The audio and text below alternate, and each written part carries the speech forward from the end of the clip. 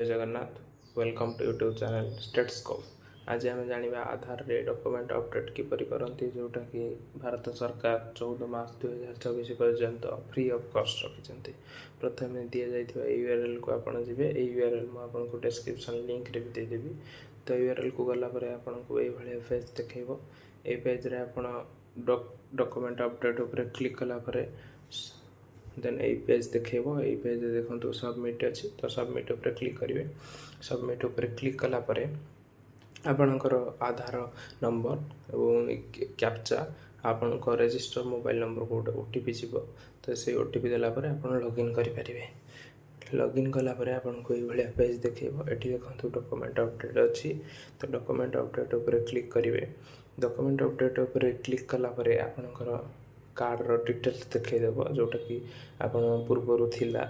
तो सेटा आपणकर जदि ठीक अच्छे तो ये ठीक चिन्ह मारिक नेक्स्ट करेंगे। तो नेक्स्ट कलापर ये आपणकर डॉक्यूमेंट मांगो। तो डॉक्यूमेंट यही लिस्ट भर आप किसी भी डॉक्यूमेंट अपलोड करेंगे। तो यही गोटे फास्ट डॉक्यूमेंट अपलोड कर सारापर देन नेक्स्ट डॉक्यूमेंट अपलोड करेंगे। कलापर आप ठीक चिन्ह मारे कि मुझे डॉक्यूमेंट ठीक अच्छे। तो नेक्स्ट करेंगे।